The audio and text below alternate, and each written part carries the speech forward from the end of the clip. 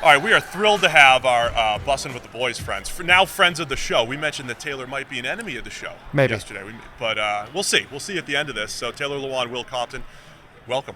Glad to be here, man. I want to say when you walked towards me, you're a very big man, and you shook my hand, and I believe your hand wrapped all the way around mine. Mm-hmm. So there was a bit of an intimidation when I first walked up. So I need to navigate that as we go into what we're about to go into. He looks like a bad guy in a movie. Yeah, but you're telling me that's what we're going for. He looks like the heavy, like there's the bad guy, and then his right hand man. He's the right hand man. But you're telling me that didn't exist when I met you. You're the bad guy. And he's the guy that grunts in like a 007 movie. Protecting you. Yeah. Oh, he's definitely the heavy. So I'm Jaws. Yeah, definitely the heavy. Absolutely. So, the combine season's going to be coming up. They do all the hand measurements and all that kind of stuff.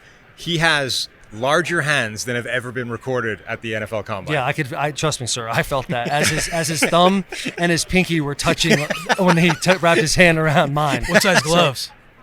I don't know, just double X, whatever they got. Biggest gloves. There are no X's large enough. Isn't Did you play sports? I was a minor league baseball pitcher. I was a pitcher. So okay, cool. Yeah. That's not awesome. a football player. And now you grade football. Now I grade football. Got you. That sounds so like we're going to get into how I perfectly know offensive line play and how to grade you and all that stuff. This is already going. Look, you can see it. I kind of want to drop out right now. I think we're in a good spot. I intimidated him and we're out. Yeah, this would be. But you saw how his ears perked up once he heard, it's a baseball guy. I can make money out of this. And I was on the sideline when you during training camp, and you guys were with the Bucks. You had the little tussle at the end and all that stuff, and Vrabel's jumping in there and all that fun stuff. Vrabel lives for that moment. I was intimidated, because I didn't want to be a part of that. Yeah. Now, on your podcast, you guys said that the PFF, that agents are known to pay money for improved grades. It's so what we were misinformation. wondering It's misinformation. Alleged misinformation. Do you want the price list now or after the show?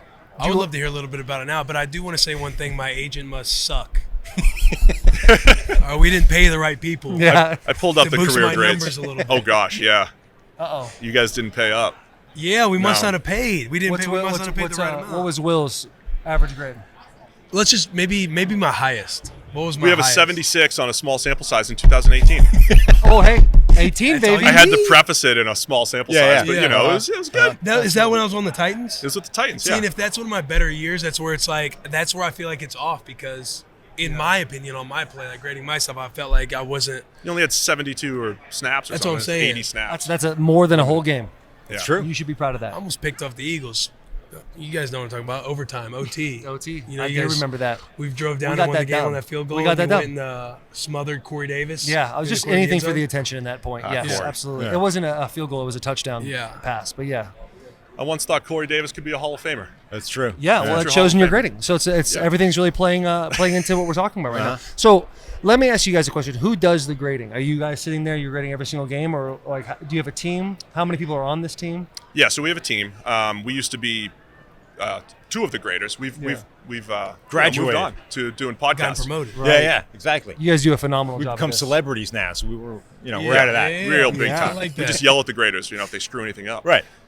So there's about 500 people that do some level of data collection for us. It's usually the who's on the field and all that stuff.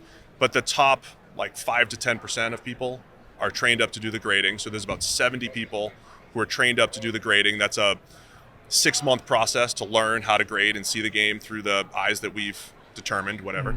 And then from there, there's only about 15 to 20 reviewers who go through and review the final grades. And that is a combination of people like me who just happen to be pitchers who know football enough to do that.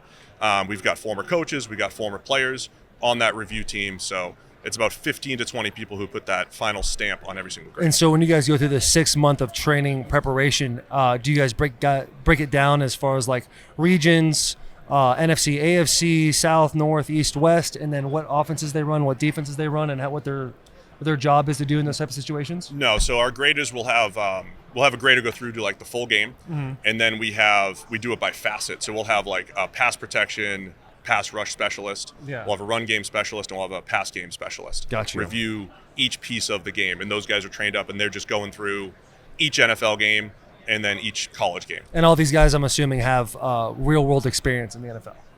Not necessarily. Okay. No. And I'm just asking.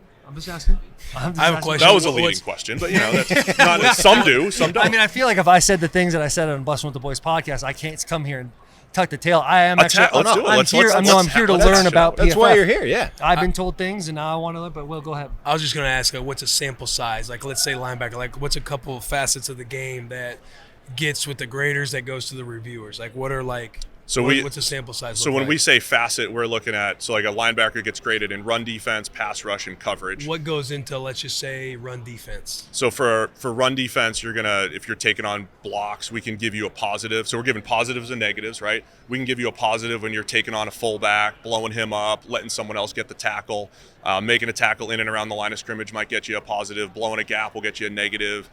Getting blocked out of the play, get you a negative, that type of thing. And the thing, so when we sort of run a review process of the grades, the thing that gets through to the reviews are when two graders essentially differ on a play, right? So if one guy's giving it a positive, the other guy hasn't, now somebody's got to go in and look at that and go, well, who was right here? Like, which one of these grades got it right? And that sort of flags a lot of the mistakes along the way and gets it to a third set of eyes, the third guy being the more senior reviewer. Is it more so how it looks? No, it's or the scheme of the defense? Production. Like, let's just say, like, That's a great question let's by just Will say, Compton. like, so I've been in a couple systems, like, say, cover 3, for example, to where the inside backers, you would be in a system where we're always spilling to the next guy so you can scrape over top. Yeah. Other cover 3 defenses, you'll take on the blocker for depending on where your leverage is at.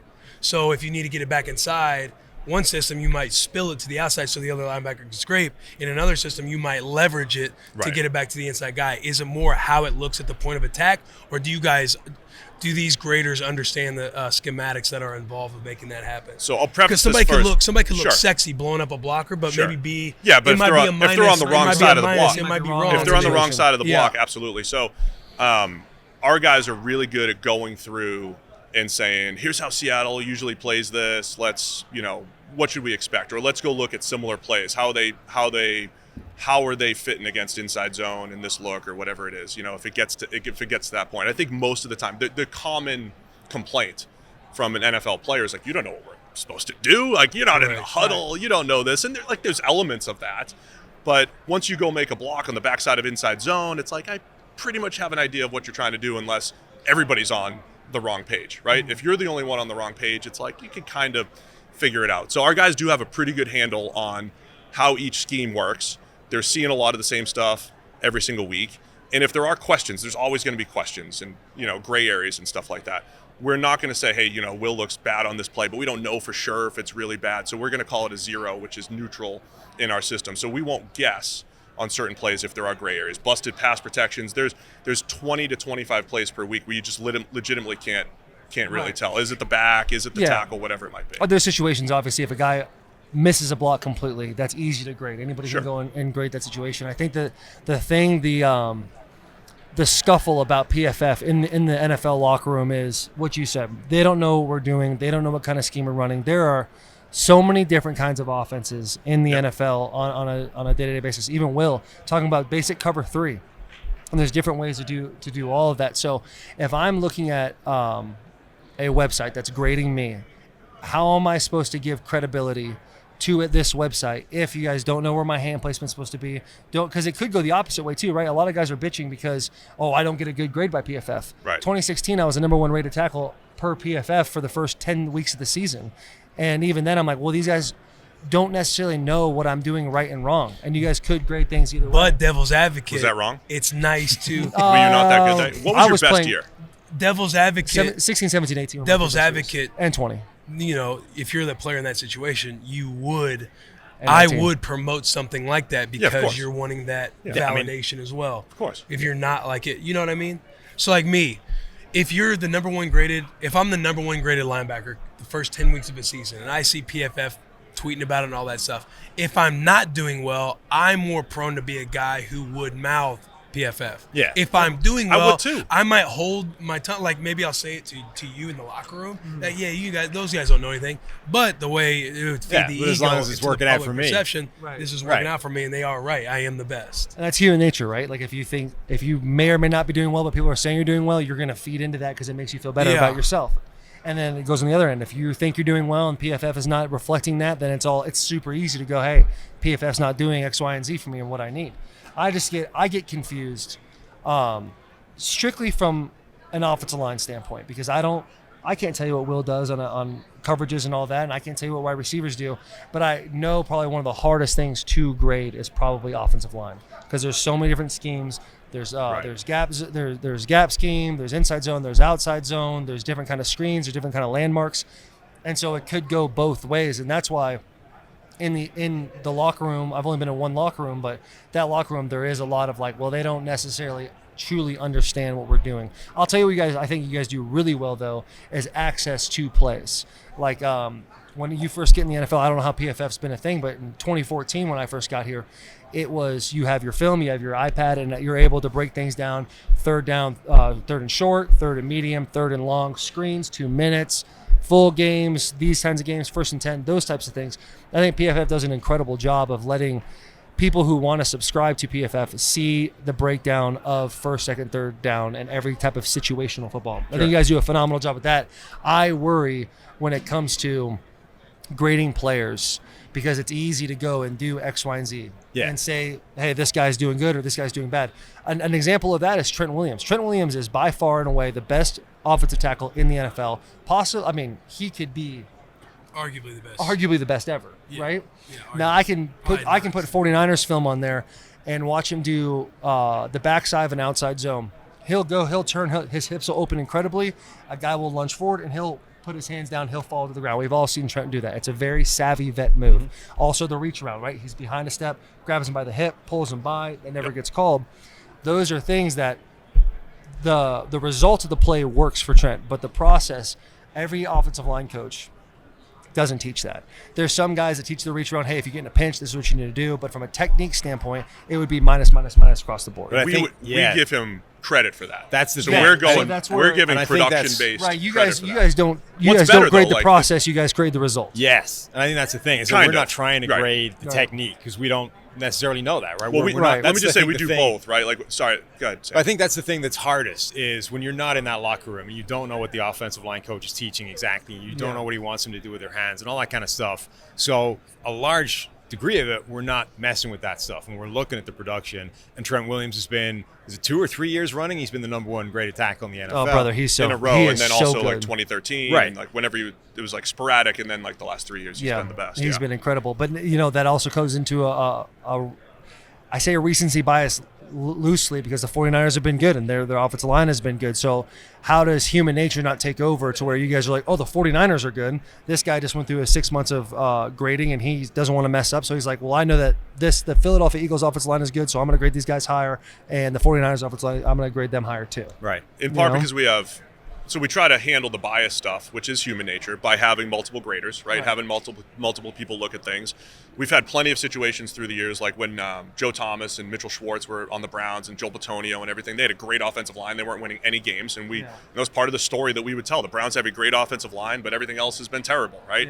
Yeah. So I think we handle that for the most part. When we say we grade the results, we also sometimes say we do grade the process because we do give a quarterback credit when he makes a great throw and the ball gets dropped. I don't think there's any other advanced system that truly says you just dropped a 40-yard dime and it got dropped, but we're giving you proper credit for it. Right. And of course, most people care about quarterbacks. So the biggest pushback we have is like, this guy just threw for 350 yards and 3 touchdowns. Why did he have an average grade? And it's like, well, we're able to parse out the quarterback versus, yards after the catch and what receivers do at the catch point and all that stuff. So what I'll say is, we're grading thousands of plays. It's not perfect, right? I mean, if you want to come in here and look at at your grades and stuff like that, I think we're going to agree on most of them. I really do. There might be some that are off, but I think for the most part, we're directionally good, and it's somewhat stable year to year, which is another test, right? Yeah. A lot of the facets, pass blocking and run blocking, are pretty stable from year to year. So it's either consistency in our process, consistency in players, but we're able to kind of validated a little bit by what the numbers have told us through the years. The other thing I think is an interesting difference. When you guys get graded internally, do you get just a plus or a minus, right? Did your job, didn't do your job. Yeah, plus, 0, minus, and there's different levels of the grade. Yeah. Because it's different by O-line coach. And very different. Right. And then the O-line coach can be more aggressive or less aggressive based on how they're feeling, like they want their style of teaching to be. Right. Yeah. The fact that we have this sort of middle tier of 0 grade where it's an expected play. It's not a positive, it's not a negative, it's just in the middle. Maybe you're trying to block a defensive lineman in the gap, but it's also the gap that he wants to be in anyway. So both of you guys are just kind of getting through the play. Yeah, his job is the B gap. I have to have the B exactly. gap. For us, it's a 0, right? You both did your job. It was fine, but neither one of you went above and beyond. Neither one of you did anything wrong. Now, hold on. Based on that point right there, if I'm blocking a guy in the B gap and the D tackle has the B gap and I block him, but my running back runs into that B gap because there's nowhere else to go in a situation, he gets the tackle. Does that so he will get a minus? positive now because he's ended up with a positive play at the end of it. Like And the he was in tackle the ended up gap with a anyway, minus. but he finished the play with a tackle. But you're not going to get downgraded because the running back screwed you. Yeah. We're real cognizant of you're blocking for 7.5 yards for the quarterback. The quarterback drops to 10. I mean, this happens with Mahomes all the time, right? He's dropping to 11 or 12 yards, and it looks like the tackle's getting whooped, and we're saying no. That's it's a completely different landmark than what they're blocking for, most likely, right? There's, so we take all that stuff into consideration. Right. I'm for me, I'm curious how like subjective it is. So something that like say I would think about when I was playing was like if say myself and Fred Warner looked about the exact same on the play, I wonder how subjective it is to favor a guy to get a more favorable grade like a Fred Warner than it would be a guy like myself or somebody lower. You know what I mean? It's interesting because there'd be times where it's like you see grades, I'm like, man, I just got graded out shitty on PFF. You're trying to like, playing the game in you're your trying to like separate it, like, don't buy into that type of thing and be focused on like what the coaches and stuff say. It's like, man, I graded well this game and I had several tackles. I wonder what their criteria is, and then it gets you thinking like, man, like I wonder how subjective it is and biased people could be because they're getting to watch Trent Williams, Luke Kuechly, Fred Warner. Yeah. It's like they're going to get a good Bobby Wagner. It's like that dude's always been in the 90s. He's an absolute stud. But it's like, hey, like Bobby's in LA, or like you said earlier, like Seattle does it this way. They always do a pretty good job. Like they already get to start at a certain standard type of deal. And another thing too is like there's those unicorns for the defensive line, like a JJ Watt, for instance.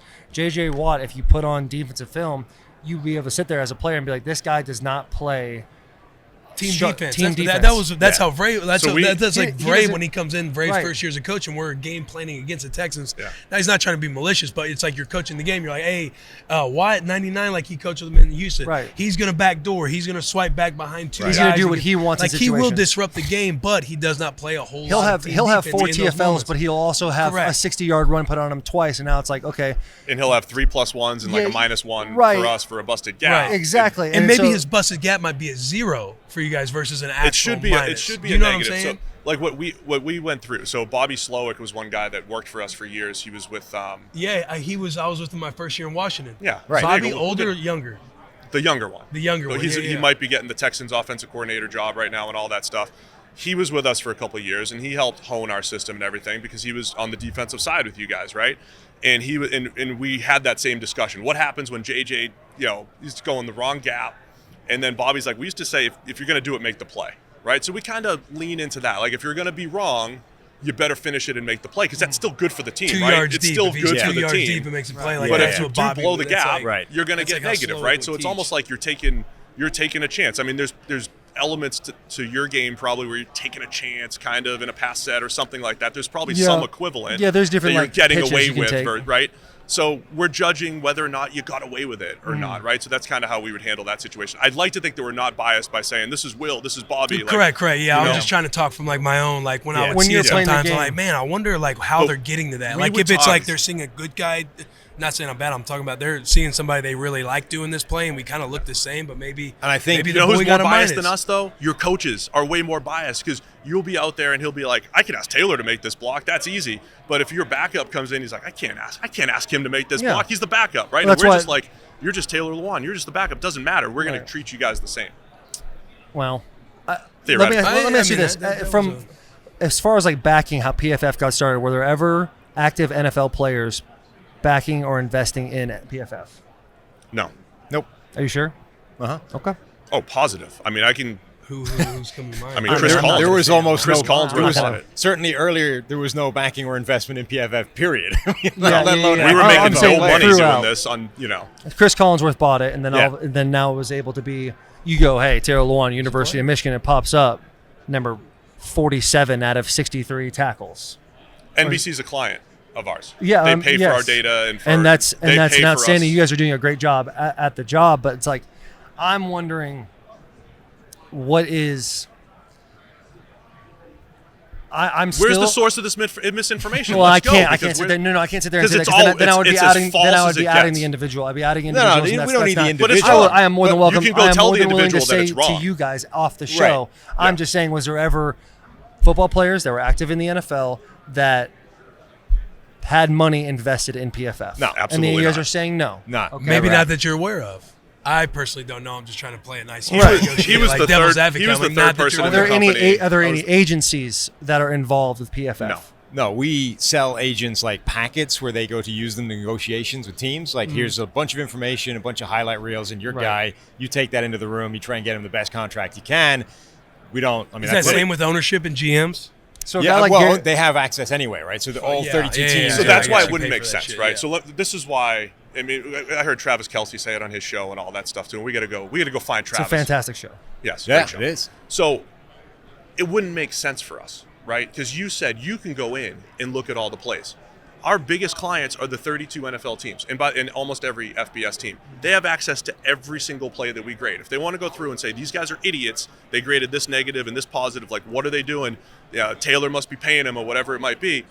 We can't do that. Like, that's Right. not even like that doesn't even make sense. If business wise, if we wanted to do that, Right. Now, we Those haven't, are the we biggest. don't. Maybe a couple in there. Like, no, you know, there's. say- He said in the beginning of the conversation, there's probably 25 plays we can look at and say, we don't know, so we'll give them a zero. Right. If I pay you guys $25,000, 10 of those zeros now become pluses. We're looking at a completely different grade than we were before. Or a few of I'm them, now or a playing, few of them. or just a few of them. Yeah. And that bumps up that grade. 25 grand. I mean, maybe we could talk. I mean, Consider that. I've heard it. I've heard that's the number. I've heard that is the number. That's and I'm. I mean, that's and that ludicrous. is, and that is, It's gonna change it's an amazing, it's an amazing situation Ludicrous. for the four of us to sit down and have this conversation because it gives us the ability to break these things down. Yeah. NFL players are going to see this. NFL players and have here's the thing. seen me talk about this, have talked to me about this. I've had no like, you guys have been. I don't know how the list looks there, but pretty good to me throughout my Right. career. Pretty good. I think. Oh yeah, So- and generally we were talking before the correlation between like people that we don't grade well hate us and people that do grade well grade really well. That's not what we're talking about here Yeah. because you've always graded well. Right, I'm just saying But- what I've heard. Absolutely. Right. But the point is, 25 grand from an agent to fix a guy, change some grades, all of a sudden a guy looks different without giving the business numbers away. Like every NFL team is playing an order of magnitude more than that. So the contracts that we would be jeopardizing by boosting one individual player, even for 25 grand, would be insane. Like there's no way. I mean, based on what you're saying, that got a would good head be on an your insane thing to shoulders. do. Appreciate That's My very good. thought is like it could be something that you guys maybe you're unaware of it. There's not too many channels in Inside the ball. company. Like you that we're guys, unaware you of. guys might feel very secure, Some and, big dogs. and certain in the company. Other guys who are I employees think- of the company who don't have the certainty and security, maybe No, they're 'cause more, I mean, I'm more apt to get. I'm in the chats that review the grades. I have the grades in front of me all the time, right? And there's Well, we also, hey, by the way- let's go check this one. Yeah. Maybe we missed this one from like 3 years And ago. even- This one just even came outside up. of that, Growth Fix of it. any company, you have to employ more people. When you employ more people, there's more liability for definitely. people not to be But as I credible think as There's you only guys a have maybe handful been of in the people past. that actually. So there is the 20 people or so that I mentioned. There's about 20 to 25 people in the company who have access to go to look at every one of your grades and change it if possible. Change 20 my to grade. 25. You're one of those people. I'll Change do my it right grades now. right now. Let's go. Change it And to the a other thing 99. is, we'll say. I mean, just for appearing on the podcast. Well, you know the going, you know the going rate. But so. Yeah. like in addition to that, like there's a lot of checks and balances throughout the process between the multiple graders, but there's also every time we change something, it's going to affect something else, right? So all of a sudden a number doesn't start to make any sense. Like let's say, the Titans run game is all of a sudden like setting records but all the offensive linemen are grading like crap, or the other way around. It's not going anywhere, but all the offensive linemen are grading amazingly. We're like, well, that doesn't make any sense. Why is that happening? As soon as you start to go through, you're like, hang on, what the hell are these grades? Like this Right. guy, there's all these plus ones here that shouldn't be there. I think it would be noticed pretty quickly if we had some random guy, Renner, going rogue and putting plus ones everywhere for 25 grand. If there was anyone that's on the take, it might be Renner. Yes. That's the only And we person did- that we Sounds did like check Renner's that he public was- enemy number one. We did We'll check check that he him was out. cut out from the They're yelling system, at you guys so- to leave. They want you guys to go. You have more important things This to has do. been a fun And conversation. this has been a very constructive conversation. All right. Do you believe us, or do you believe your friends? I think this is not a black and white situation. I think what you guys said are fantastic. I think what you just said is fantastic, but I think there's also like this is the game within the game within the game here. You guys are playing a fantastic game, but I can't just sit here and say everybody on PFF is doing things correctly. I think what you guys are doing great. We I have think an what you guys internal audit. what you guys should think about doing too is grading effort. Yeah. I think grading effort would be a big thing. We do that in small pieces here and there, but you're right. That's something we could have.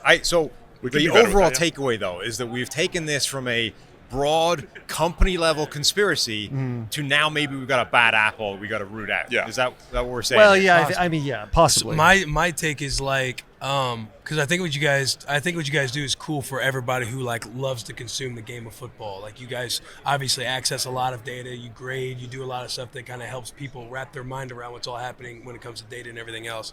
I think the sucky part is like, you know, you see the grades like on the NBC and everything like that. I think to help validate those things, I think a good piece to add would be like an educational system on guys that are actually getting graded as you guys are breaking down the process that would live even more in the media world, because obviously We could do more. We could do more to Definitely. educate Yeah, the right, public right. and work, with players and yeah, have you guys it'd understand be a good it for piece sure. of content for you guys too to show how you guys grade. You guys and have we- a channel, like, guys, open invitation. We would love to have you guys do stuff with us and I think it'd be cool. help that kind Yeah, of I content. really do. I think yeah. it'd be cool. We're That always would be happy awesome. to help Always the little guys, fascinating to learn trying to start the I podcast appreciate that, world dude. and all I that can only stuff. speak No, on you my guys- own you guys are- experience, you guys but are doing my a good job. situation of, Right. like, I wonder On the how show. it really is graded. Absolutely. Grading's still up in the air. Well, grading is very much in there. But boys, I know we got to roll, but it has been a pleasure. Dude, Very guys, constructive thank you so Thank much. you. conversation. It's been Thanks for fun. Thank you coming very by. much. Appreciate Yeah, it. that-